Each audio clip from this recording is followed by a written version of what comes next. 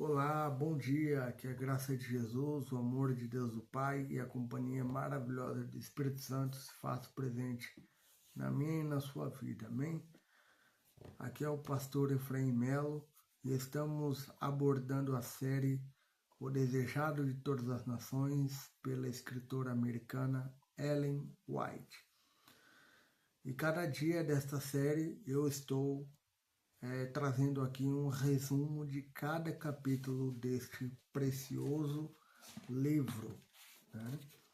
Desse precioso livro que eu já li uma vez e agora estou relendo pela segunda vez, né?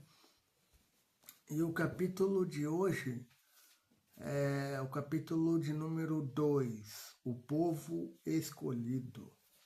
Então nós vamos ver aí o que este capítulo traz para nós, né, no dia de hoje. Pessoal, o segundo capítulo, ele mostra o quanto Deus escolheu Israel para ser o seu povo especial, né? Então nós vemos aí, desde o Antigo Testamento, Deus separando pessoas, primeiramente, né? Separou Abraão, Isaac e Jacó, nomeadamente, e mais tarde separou um povo, né? Um povo este que estava escravo lá no Egito, e ele foi libertado por Deus por meio de Moisés, né? E sendo assim, eles não foram chamados por méritos próprios ou porque eram mais grandiosos do que as outras nações, ou quem sabe eram mais inteligentes do que outras nações, eram melhores preparados belicamente de outras nações, enfim. Mas unicamente eles foram escolhidos por vontade e pela graça divina. Só por meio disso, pela vontade e pela graça divina. Só, mais nada. E como eu disse, depois de haver nomeadamente escolhido, separado Abraão, Isaac e Jacó, ele separa um povo, né? Ou seja, ele liberta o povo do Egito e os estabelece como nação, né? Um povo aí, no total, 2,5 milhões de pessoas a 3 milhões, né? Contando com todos, né? Homens, mulheres, crianças, enfim, e não eram somente hebreus, né? Nomeadamente também muitos dos egípcios que viram as pragas caírem em seus países, em sua terra, né? Com o passar do tempo, eles foram se convertendo ao Deus de Israel, né? E como consequência, como resultado, eles também foram para o deserto, né? Rumo à terra prometida, né? E assim então Deus estabelece esse povo como uma nação, né? E não só, mas também com uma missão, né? A missão, qual era a missão desse povo? Unicamente preservar o conhecimento de Deus e preparar o mundo para a vinda do Messias. Olha aí que moleza, né? Preservar o conhecimento de Deus. E como se faria isso? Preparando o mundo de seus dias para a vinda de Jesus, né? Então, caso Israel levasse avante esses objetivos, né, a história da nação teria sido outra de maneira muito diferente, né? E a Bíblia, a lógica da Bíblia é apenas duas, e nós vamos ver aqui com o resumo, né? E depois eu falo melhor sobre isso, né? Ao longo aqui deste resumo, né? Israel, por ele ter sido chamado por Deus, né, do Egito em direção a Canaã, a terra prometida, eles receberam um privilégio muito grande, né? A nação hebraica recebeu um privilégio muito grande. Qual foi esse privilégio? Muitos, mas gostaria de destacar aqui alguns privilégios que da trajetória do deserto até Canaã eles obtiveram, né? Eles tiveram o privilégio de receberem as tábuas no Sinai, a primeira tábua e a segunda tábua, né?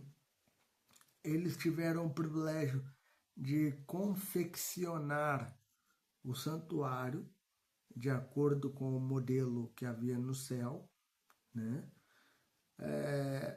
E todo o ritual de cerimônia do santuário, né?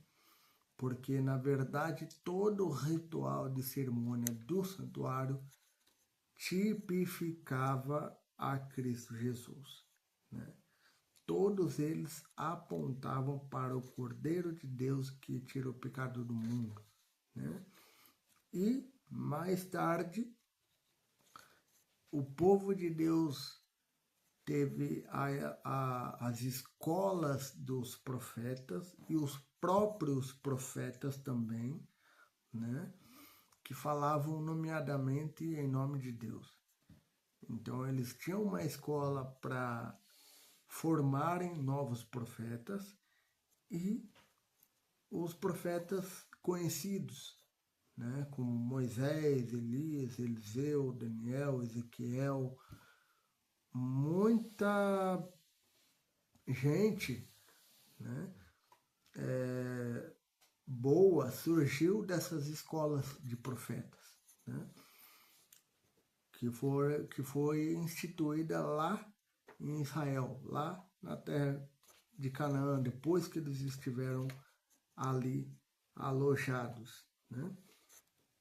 E tudo isso tinha um propósito, meus queridos. Tudo isso tinha um propósito, né? Nada que Deus faz é sem propósito, ou sem valor, ou sem objetivo, né? E o propósito, o valor, o objetivo, nada mais é do que revelar o amor divino. Então, todos esses privilégios que Israel possuiu, né, desde a saída do Egito até a chegada do povo em Canaã, todos esses recursos dignificavam a Cristo Jesus, né? E eles tinham de revelar isso para as outras nações, né? Eles deveriam, nas palavras de Cristo Jesus, do Novo Testamento, né, de Mateus 5, Israel foi implantado no mundo, né, para ser sal da terra e luz do mundo, né?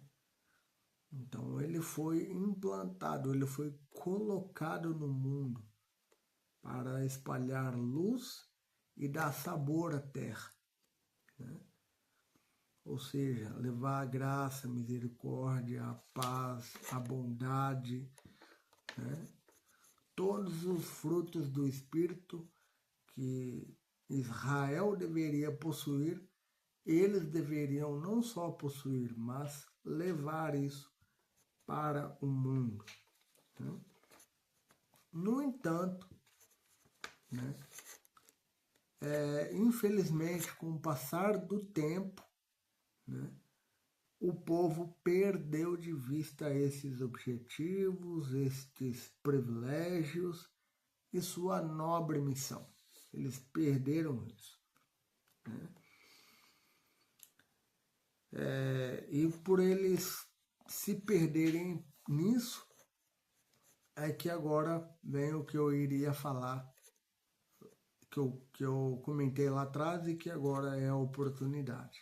Né? Com essa palavra, com o passar do tempo, né? Ou seja, o que essa palavra significa? Significa que tão somente Israel saía de um exílio e entrava em outro. Exatamente. Israel, nesse processo de ser libertos do Egito e até chegar em Canaã, e mesmo depois de Canaã, né, nesse meio tempo, né, até chegar em Canaã, eles foram exilados algumas vezes. Né? E a última vez que eles foram exilados foram no exílio da Babilônia, exatamente. Nomeadamente no tempo do profeta Ezequiel, que também foi para a Babilônia. Né? Ezequiel, ele era o profeta do povo, né? Ezequiel, ele era contemporâneo de Daniel, ele era um profeta do povo, enquanto que Daniel era um profeta da corte. Né? Então, neste tempo em que Ezequiel estava advertindo o povo, estava alertando o povo, instruindo o povo também, né? Daniel, melhor dizendo, estava advertindo reis, príncipes e demais funcionários da realeza. Né? E a lógica da Bíblia que eu falei lá atrás, né, ela é duas. Né? De Gênesis a Malaquias, todas as nações em volta de Israel eram convidadas a irem para Jerusalém para saber mais a respeito do Deus verdadeiro. Tanto isso é verdade que no reinado de Salomão, se não me engano, em 2 Reis, capítulo 10, eu só vou confirmar aqui, espero não demorar, mas 2 Reis, capítulo 10, aliás, 1 Reis, capítulo 10, temos aí a rainha de Sabá saindo da Etiópia, indo em direção a Jerusalém para saber mais a respeito do Deus verdadeiro pela boca de Salomão. Então, temos aí 1 Reis, capítulo 10, ok? Então, esse era o objetivo que Deus tinha posto inicialmente para Israel, de Gênesis a Malaquias. Todas as outras nações iriam para Jerusalém para saber mais a respeito do Deus verdadeiro. Ou seja, a verdade era exclusiva de Israel. E todos que quisessem saber a respeito de Deus tinham de ir a Jerusalém, como exemplo citado da rainha de Sabá. Né? Esse era o plano de Gênesis a Malaquias, correto? Mas, com o passar do tempo, com vários exílios e etc., né? O exílio ensinou o povo, aí é que está o mindset, né? A mudança de chave. Né? Por quê? Porque com o exílio de Babilônia, eles entenderam como nação que eles deveriam deixar de ser idólatras, ok? Né? E isso foi quando, isso também aconteceu nesse período, aconteceu também no tempo do profeta Esdras e Neemias, quando eles começaram a se apegar na lei, a recorrer à lei, porque até esse tempo a lei estava esquecida, né? Até que eles tiveram de encontrar a lei, teve um rei que encontrou a lei, que a lei estava esquecida, estava já escondida em algum lugar, não me lembro agora, mas eles não mais estavam praticando a lei, né? E por não estarem praticando a lei, é que Deus havia mandado diversos juízos, né? E esses juízos, nomeadamente, nada mais, nada menos do que exílios, né? E depois desses exílios, aí vem uma outra parte triste da história de Israel, porque eles deixaram de ser idólatras, né? E, e começaram a ser legalistas, fariseus, né? Então essa é a segunda parte da história triste de Israel. Eles, por um lado, deixaram de ser idólatras. Isso foi muito bom, porque eles, cada vez que eles reconheciam a idolatria, eles, por sua vez, reconheciam que Deus era quem deveria ser adorado, unicamente adorado, né? Mas, por outro lado, eles se apegavam violentamente à lei, né? Sendo que deveria ser o contrário, ou seja, eles deveriam testemunhar de Deus, eles deviam ser, como eu falei um pouco mais atrás, né? Eles deveriam ser sal da terra e luz do mundo, e não se apegar ao orgulho nacional e às vãs tradições, né? De Mateus 15, por exemplo, né? Deixa eu só ver um instantinho aqui. Exatamente, de Mateus 15, né? Eles se apegavam demais às tradições, eles se apegavam demais à lei, né? Muitos viam a escolha que Deus havia feito como privilégio exclusivo, né? E não como responsabilidade de servir, né? Olha só o perigo, né? Eles viam como privilégio e não como responsabilidade, né? E esse é o perigo até para nós hoje, né? Nos dias de hoje. E assim então o plano de Deus foi quase destruído, foi distorcido, os homens distorceram a lei, quase foram a pique, né? Mas Deus ainda tinha um plano, né? Deus ainda tinha um plano. E esse plano foi com a morte de Jesus, né? Ainda assim, mesmo em meio às falhas, aos reveses de Israel, Deus manteve viva a promessa. A despeito do que o povo estava fazendo, Deus ainda estava mantendo firme e vivamente a promessa, né? Promessa viva, né? Como? Simples. Ele levantou diversos, inúmeros profetas, né? Ele preservou, mesmo em tempos de apostasia, ele preservou um remanescente fiel, né? E assim então, a semente do Redentor estava acesa a esperança de um Redentor, né?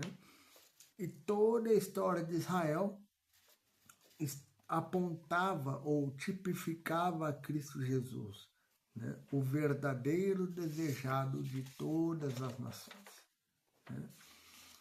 E quando Jesus vem a este mundo, aí a lógica da Bíblia inverte. Por quê?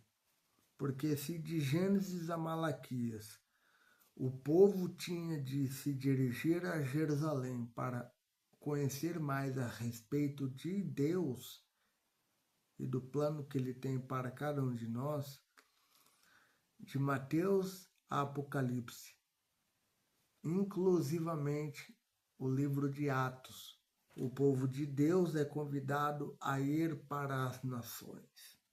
Exatamente. Já não é mais privilégio de Israel, já não é mais responsabilidade de Israel preservar o conhecimento de Deus, mas sim agora é responsabilidade e privilégio de todo crente que nasce pela fé, crendo no Filho, crendo na morte expiatória de Jesus Cristo, está imbuído pelo Espírito Santo a levar as verdades que conheceu da palavra de Deus. Então, todos nós que somos crentes em Cristo Jesus, que reconhecemos a nossa pecaminosidade e não só, mas reconhecemos também que unicamente pela morte de Cristo Jesus é que nós temos acesso à vida eterna, somos eu e você convidados por Cristo Jesus a partilhar as boas novas do Evangelho. Israel perde o status de exclusivista, vamos colocar assim, ele perde o status de exclusivo, de nação exclusiva de Deus, no ano 34, com a morte de Estevão, mas aí uma nova era começa a partir de então, né? Uma nova era começa a partir de então. Por quê? Porque todo crente que, como eu falei, crê no sacrifício de Jesus Cristo, crê no sangue expiatório de Jesus Cristo e conhece a Bíblia, está se entregando a Cristo Jesus, agora ele é chamado, ele é convidado para sair às nações. As nações que eu falo, quem sabe realmente pode ser a uma nação, né, a um país, qualquer que seja, da Europa, daqui da Europa, Portugal, Espanha, França, do Oriente Médio, Arábia, Irã, Iraque, América do Sul, Brasil, Argentina e por aí vai, né? Mas também as nações, pode ser a rua aí da sua casa, no bairro de onde você mora, né? Comece por aí, já que você deseja ser missionário, né? Quem sabe eu esteja falando para alguém aqui que deseja ser missionário, né? Comece no bairro onde você está, na igreja onde você está, comece a ser missionário em sua própria família, né? Talvez esteja falando também para alguém que é o único cristão da família, não há ninguém mais cristão, né? Talvez esteja falando isso para alguém, né, que seja o único cristão. Pai e mãe não é, avó não é, tios não são, mas você é.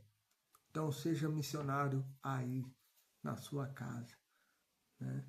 Seja missionário onde você está, onde Deus te plantou, aí você tem uma missão, né? Nós não precisamos mais de ir a Jerusalém, buscar conhecimento, voltar para nossos países a fim de espalhar as boas novas. Não. Nós temos a palavra de Deus e nós temos um sangue precioso de Jesus Cristo que foi derramado na cruz do Calvário por mim e por você, né? E antes de encerrar esta meditação, este resumo, melhor dizendo, né? A lição que fica para nós hoje, meus queridos, é muito clara, né? Ser escolhido de Deus ou ser escolhido por Deus não significa ou não é sobre privilégios, mas sim sobre missão. Não é sobre orgulho, mas sim sobre responsabilidade. Exatamente. Assim como Israel no passado foi chamado por Deus para ser sal da terra e luz do mundo, refletindo assim então o caráter de Cristo, que eles deveriam refletir, que eles deveriam refletir o caráter de Cristo Jesus e preparar corações para a primeira vinda de Jesus, né?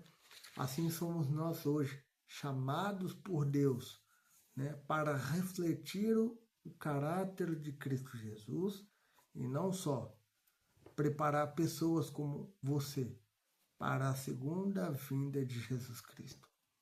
Amém? Vamos orar? Querido Pai, grato te somos, Senhor, pela responsabilidade que o Senhor nos dá. É claro que é um privilégio, mas também uma responsabilidade. Obrigado, Senhor, por isso.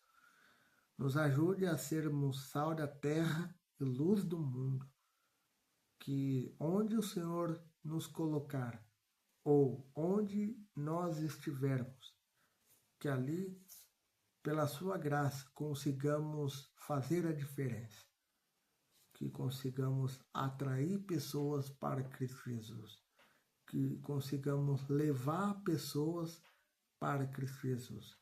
Foi por isso e exatamente por isso que o Senhor nos chamou das trevas e nos mostrou a maravilhosa luz, a luz do Evangelho, a luz da salvação e a luz das boas novas.